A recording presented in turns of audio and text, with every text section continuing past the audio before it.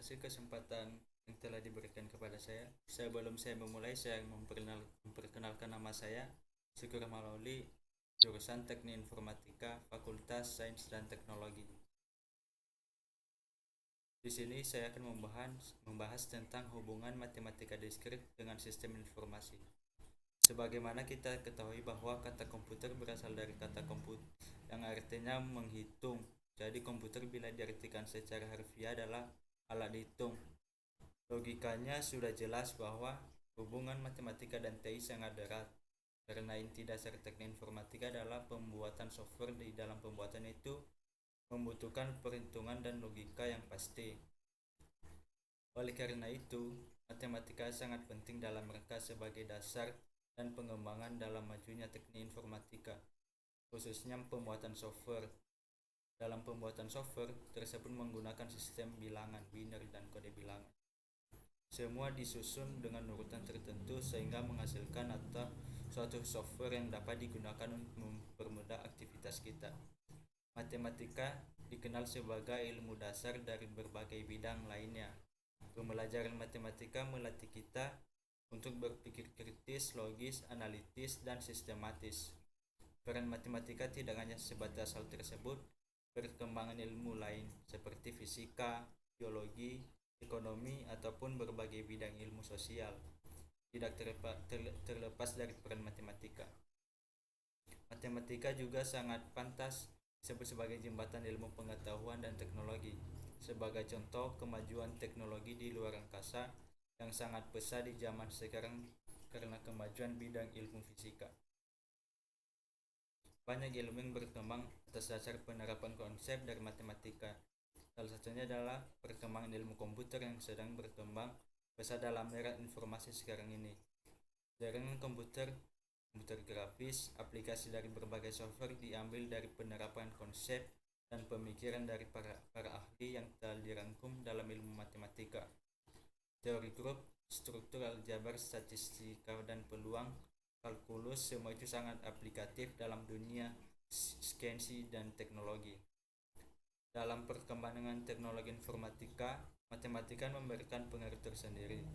Berbagai aplikasi dan program di komputer tidak lepas dari penerapan aplikasi matematika, antaranya adalah operasi aljabar boolean, teori graf, matematika diskrit dan logika simbolik, peluang dan statistika. Contoh lainnya adalah perkembangan memori. Memori menyimpan berbagai bentuk informasi sebagai angka biner. Informasi yang berbentuk biner akan dipecahkan dengan jumlah instruksi yang mengubahnya menjadi sebuah angka atau urutan angka-angka. Sistem informasi geografis atau SIG yang merupakan suatu bukti atas aplikasi matematika yang begitu banyak menerapkan konsep matematika dan statistika dari dalamnya. Dengan SIG, kita dapat pula menerapkannya dalam penataan kota, memetakan sumber daya alam yang tersebar di seluruh pelosok Indonesia yang belum pernah terjamah oleh tangan manusia dengan segala keterbatasannya. Begitu juga sebaliknya, di era globalisasi ini, penerapan TI dalam matematika juga sangat penting. Misalnya mengenai e-learning, menurut pendapat saya, learning adalah hal yang sangat esensial sebagai salah satu upaya peningkatan kualitas pembelajaran matematika.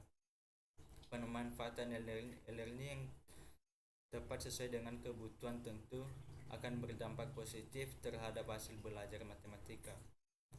Terlebih lagi untuk negara Indonesia sebagai negara kepulauan, dengan memanfaatkan e-learning, kesenjangan mutu pendidikan dapat diminimalisir karena terdapatnya kesempatan akses informasi yang luas serta bebas ruang dan waktu.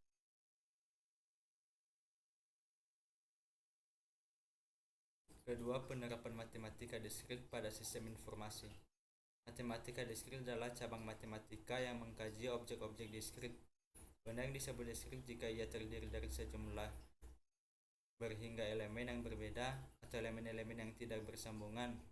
Himpunan bilangan bulat, integer, dipandang sebagai objek diskrit. Kita dapat memahami diskrit dengan membandingkan lawan katanya itu kontinu atau menerus. Himpunan bilangan real dipandang sebagai objek kontinu. Fungsi diskrit digambarkan sebagai sekumpulan titik-titik, sedangkan fungsi kontinu digambarkan sebagai kurva. Matematika diskrit berkembang sangat pesat dalam dekade ini. Salah satu alasannya yang menyebabkan perkembangan pesat itu adalah karena komputer digital bekerja secara diskrit.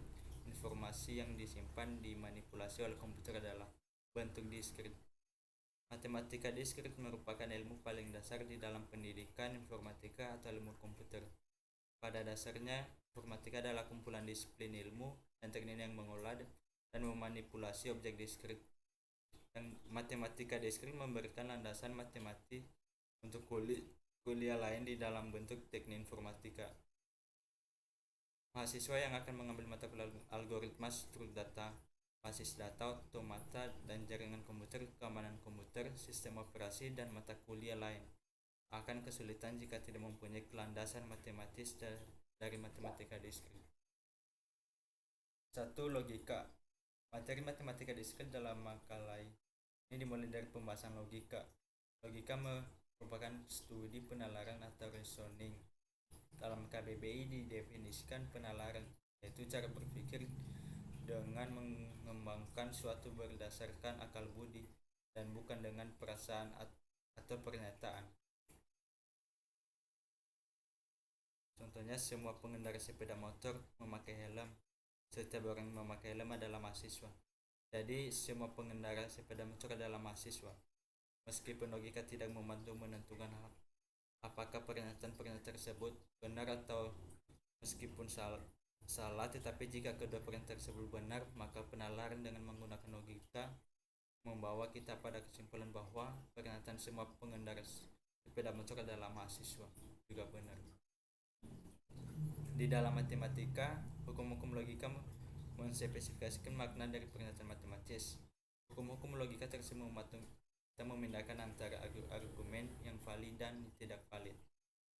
Logika yang juga digunakan untuk membuktikan teorema-teorema di dalam matematika. Ini logika mempunyai aplikasi yang luas di dalam ilmu komputer, misalnya bidang pemrograman, analisis kebenaran, algoritma, kecerdasan buatan, perancangan komputer, dan sebagainya. A. Proposisi. Di dalam matematika diskrit tidak semua kalimat berhubungan dengan logika. Hanya kalimat yang bernilai benar-benar atau salah saja yang dipergunakan dalam penalaran. Kalimat tersebut dinamakan proposisi. Proposisi adalah kalimat deklaratif yang bernilai benar atau true atau salah false, tapi tidak dapat sekaligus keduanya. Kebenaran atau kesalahan dari sebuah kalimat tersebut dinilai kebenaran. Contohnya seperti A. 6 adalah bilangan genap, B. Soekarno adalah presiden pertama Indonesia, C. 2 tambah 2 sama dengan 4, dan D. Ibu kota provinsi Jawa Barat adalah Semarang. Semuanya merupakan proposisi. Proposisi A, B, dan C bernilai benar, tetapi proposisi D salah dikarenakan ibu kota Jawa Barat adalah Bandung. Mengkombinasikan proposisi. Kita dapat membentuk proposisi baru dengan cara mengkombinasikan suatu atau lebih proposisi. Operator yang digunakan untuk mengkombinasikan proposisi disebut operator logika. Operator logika dasar yang digunakan adalah AND atau OR dan tidak adalah NOT. Dua operator pertama dinamakan operator biner karena operator tersebut mengoperasikan dua buah proposisi, sedang operator ketiga dinamakan unir karena ia hanya membutuhkan satu buah proposisi. Proposisi baru yang diperoleh dari pengkombinasian tersebut dinamakan proposisi majemuk. Contohnya seperti P. Hari ini hujan dan Q. murid-murid diliburkan dari sekolah. Contohnya seperti itu.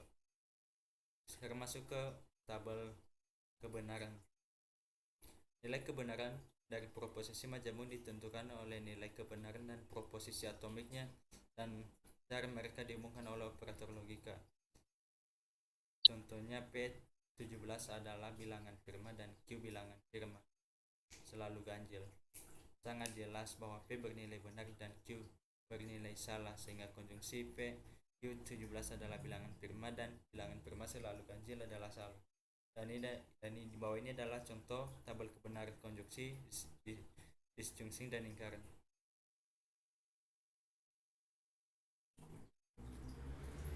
Selanjutnya, proposisi majemuk dapat selalu bernilai benar untuk berbagai kemungkinan nilai kebenaran masing-masing proposisi atomiknya, atau selalu bernilai salah untuk berbagai kemungkinan nilai-nilai kebenaran masing-masing proposisi atomik. Nah, sekarang masuk ke hukum-hukum logika proposisi. Proposisi dalam kerangka hubungan ekivalensi logika memenuhi sifat-sifatnya yang dinyatakan dalam sejumlah hukum. Pada beberapa hukum tersebut mirip dengan hukum aljabar pada sistem bilangan real, sehingga kadang-kadang hukum logika proposisi dinamakan juga hukum-hukum aljabar proposisi. Dan inilah tabel hukum-hukum logika. Hukum-hukum logika di atas bermanfaat untuk membuktikan keekivalenan dan dua buah proposisi. Selain menggunakan tabel kebenaran, keekivalenan dapat dibuktikan dengan hukum-hukum logika, khususnya pada proposisi majemuk yang mempunyai banyak proposisi atomik. Sekarang masuk ke bagian E, implikasi. Selain dalam bentuk konjungsi, disjungsi, dan negasi, proposisi majemuk dapat muncul berbentuk jika P maka Q seperti contoh berikut ini. A. Jika adik lulus ujian, maka ia mendapatkan hadiah dari ayah. B. Jika suhu mencapai 80 Celcius, maka alarm berbunyi. C. Jika tidak mendaftarkan ulang, maka Anda dianggap mengundurkan diri. Pernyataan berbentuk jika P maka Q semacam itu disebut proposisi bersyarat atau kondisional atau implikasi. B.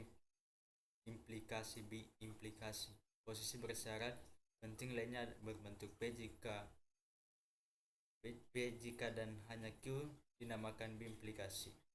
Misalkan P dan Q adalah proposisi. Proposisi majemuk P jika dan hanya Q disebut B implikasi yang dilamakan dengan P hubungan Q. Pernyataan P hubungan Q adalah benar nilai P dan Q mempunyai nilai kebenaran yang sama. Ini P hubungan Q benar jika P dan Q keduanya yang benar atau P dan Q keduanya salah. 2. Induksi matematika. Di dalam matematika, sebuah proposisi atau pernyataan tidak hanya sekedar ditulis, kita juga harus mengerti apa yang menyebabkan proposisi tersebut benar. Dalam judul ini kita memfokuskan pembuktian proposisi yang menyangkut bilangan bulat. Misalnya pembuktian pernyataan jumlah n buah bilangan bulat positif pertama adalah n tambah 1 bagi 2. Metode pembuktian untuk proposisi bilangan bulat adalah induksi matematika. Induksi matematika adalah teknik pembuktian baku di dalam matematika. Melalui induksi matematika, kita dapat mengurangi langkah-langkah pembuktian bahwa semua bilangan bulat termasuk ke dalam suatu himpunan kebenaran dengan hanya sejumlah langkah terbatas. Menurut sejarahnya, induksi matematika berawal pada akhir abad ke-19. Dua orang matematika yang mempelopori perkembangan induksi matematika adalah R. Dedekind dan G. Peano. Dedekind mengembangkan sekumpulan aksioma yang menggambarkan bilangan bulat positif. Peano memperbaiki aksioma tersebut dan memberikannya interpretasi logis. Keseluruhan aksioma tersebut dinamakan postulat Peano. 3. Kombinatorial dan peluang diskrit. Kombinatorial adalah cabang matematika yang mempelajari pengaturan objek-objek. Solusi yang ingin kita peroleh dengan kombinatorial ini adalah jumlah cara pengaturan objek-objek tertentu di dalam himpunan. Satu buah contoh ilustrasi berikut dikemukakan untuk memperjelas masalah seperti apa yang akan dipecahkan dengan kombinatorial. Contoh pertama, sebuah plat nomor di negara X terdiri dari atas 5 angka yang diikuti 2 huruf. Yang pertama tidak boleh 0. Berapa banyak nomor plat yang dapat dibuat? Nah, semua kemungkinan jawaban cara paling sederhana untuk menyelesaikan persoalan semacam ini adalah dengan menumerasi semua kemungkinan jawaban. Menumerasi artinya mencatat dan menghitung satu persatu setiap kemungkinan jawaban. Untuk persoalan dengan jumlah objek sedikit, menumerasi tetap kemungkinan jawaban masih dapat dilakukan. Contohnya seperti 1, 2, 3, 4 AB, 1, 2, 2, 4 PD 1, 2, 3, 4 TT dan seterusnya. 4. Aljabar boolean. Aljabar boolean sebagai salah satu cabang matematika pertama kali dikemukakan oleh seorang matematik Inggris George Boole pada tahun 1854. Boole melihat bahwa himpunan dan logika proposisi mempunyai sifat-sifat yang serupa. Aturan dasar logika ini membentuk struktur penggunaan aljabar boolean untuk merancang rangkaian sirkuit yang menerima masukan 0 dan 1, menghasilkan keluaran 0 dan 1. Aljabar boolean telah menjadi dasar teknologi komputer digital karena aljabar boolean digunakan secara luas dalam perancangan rangkaian pengsaklaran, rangkaian digital, dan rangkaian IC. 1. Definisi aljabar boolean. Aljabar boolean dapat didefinisikan secara abstrak dalam beberapa cara. Cara yang paling umum adalah memspesifikasikan unsur-unsur pembentuknya dan operasi yang menyertainya. Misalkan B adalah himpunan yang didefinisikan pada dua operator biner plus dan sebuah operator unit. Misalkan 0 dan 1 adalah dua elemen yang berbeda dari B, maka disebut aljabar boolean jika setiap A, B, C elemen B berlaku aksioma satu identitas. Contohnya A tambah 0 sama dengan A, A kali 1 sama dengan A. Komutatifnya A tambah B sama dengan B tambah A, A kali B sama dengan B kali A. Distributifnya A kali B tambah C ditambah A kali B tambah kali C sama dengan A tambah B kali C sama dengan A tambah B kali A tambah C. Komplement A tambah A sama dengan 1, A kali A sama dengan 0. Elemen 0 dan 1 adalah elemen unik yang di dalam B 0 disebut elemen terkecil dan 1 elemen terbesar. 5. Graf. Graf digunakan untuk mempresentasikan objek-objek diskrit dan hubungan antara objek-objek tersebut. Representasi visual dari graf adalah dengan menyatakan objek dinyatakan sebagai fakta bulanan ataupun titik, sedangkan hubungan antara objek dinyatakan dengan garis. Definisi graf. Graf didefinisi sebagai pasangan himpunan V dan E ditulis dengan notasi G sama dengan V E, yang dalam hal ini V adalah himpunan tidak kosong dari simpul-simpul dan E adalah himpunan sisi yang menggabungkan sepasang simpul. Definisi di atas menyatakan bahwasanya V tidak boleh kosong sedangkan E boleh kosong. Jadi sebuah graf dimungkinkan tidak mempunyai sisi satu buah pun, tetapi simpulnya harus ada minimal satu. Graf yang hanya mempunyai satu buah simpul tanpa sebuah sisi dinamakan graf trivial. Simpul pada graf dapat dinomori dengan huruf seperti A, B, C, dan seterusnya. Dan bilangan asli 1, 2, 3 atau gabungan keduanya. Sedangkan sisi yang berhubungan simpul U dengan simpul V dinyatakan dengan pasangan UV atau dinyatakan dengan lambang E1, E2. Dengan kata lain, jika E adalah sisi yang menghubungkan simpul U dengan simpul V, maka E ditulis sebagai E sama dengan V. Jenis-jenis graf. Graf dapat dikelompokkan menjadi beberapa kategori bergantung pada sudut pandang pengelompokannya. Pengelompokan graf dapat dipandang sebagai berdasarkan ada tidaknya sisi ganda atau sisi kalang, berdasarkan jumlah simpul, atau berdasarkan orientasi arah pada sisi. 1. Graf sederhana ialah graf yang tidak mengandung gelang maupun sisi ganda dinamakan graf sederhana. Contoh graf sederhana adalah mempresentasikan jaringan komputer. 2. Graf tak sederhana. Graf yang mengandung sisi ganda atau gelang dinamakan graf tak sederhana. Demikian presentasi dari saya. Jika ada kesalahan baik dalam pembacaan maupun yang lainnya, mohon dimaafkan. Terima kasih.